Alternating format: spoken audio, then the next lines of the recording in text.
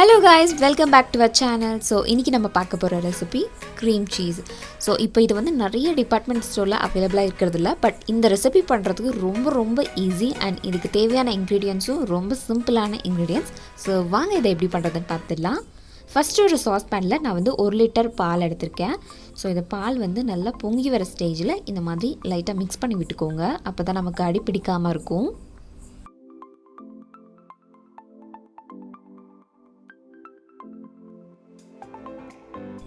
இப்போ பாருங்கள், பால் நல்லா பொங்கி வந்துருச்சு. இப்போ இதை லைட்டாக நல்லா மிக்ஸ் பண்ணி விட்டுக்கோங்க.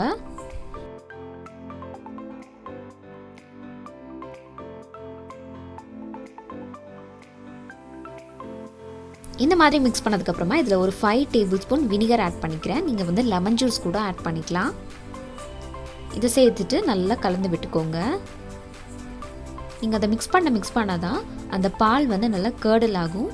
அந்த பால் நல்லா திரிஞ்சு வரும். நீங்கள் அந்த மாதிரி லைட்டாக மிக்ஸ் பண்ணி விட்டுட்டே இருந்தீங்க அப்படின்னா பன்னீர் தனியாக, அந்த தண்ணி தனியாக வந்துடும். ஸோ அந்த மாதிரி வர வரைக்கும் நல்லா மிக்ஸ் பண்ணிக்கோங்க. இன்னும் எக்ஸ்ட்ரா தேவைப்பட்டுச்சுன்னா கூட நம்ம வினிகர் சேர்த்துக்கலாம். பாருங்கள், இந்த மாதிரி பன்னீர் தனியாக வந்ததுக்கப்புறம் நம்ம ஸ்டவ் ஆஃப் பண்ணிடலாம். அவ்வளோதான்.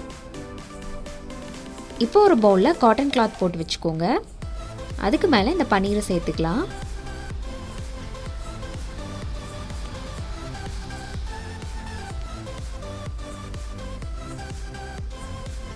இப்போ அதை சேர்த்துட்டு இந்த மாதிரி பன்னீரை மட்டும் தனியாக எடுத்துட்டு அந்த தண்ணியை வந்து புழிஞ்சு எடுத்துக்கோங்க. இந்த தண்ணியை வந்து நம்ம கீழே ஊற்றிட வேண்டாம். இது வந்து ஒரு பவுலில் நீங்கள் எடுத்து வச்சுக்கோங்க, நமக்கு பின்னாடி தேவைப்படும். இப்போ இந்த பன்னீரை வந்து கொஞ்சமாக தண்ணி சேர்த்துட்டு இந்த மாதிரி நல்லா மிக்ஸ் பண்ணி விட்டுக்கோங்க. அப்போ வந்து அந்த வினிகரோட ஃப்ளேவர் நமக்கு இருக்காது. அதனால தான் இந்த மாதிரி பண்ணுறோம்.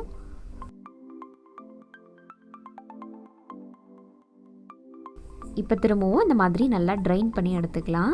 நமக்கு வந்து கொஞ்சம் கூட தண்ணியே வேண்டாம், நல்லா பன்னீர் மட்டும் இருக்கிற மாதிரி எடுத்துக்கோங்க.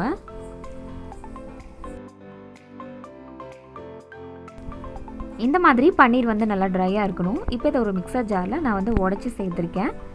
அப்போ நமக்கு பிளெண்ட் பண்ணுறதுக்கு ஈஸியாக இருக்கும். இதை வந்து நம்ம தண்ணி சேர்க்காமல் நல்லா மிக்சியில் அரைச்சிட்டு வந்துடலாம்.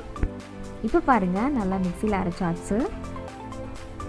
இப்போ இதில் ஒரு 5 டேபிள் ஸ்பூன் நம்ம ட்ரைன் பண்ணி வச்சுருந்த வாட்டர் இருக்கு இல்லைங்களா, அது சேர்த்துக்கலாம்.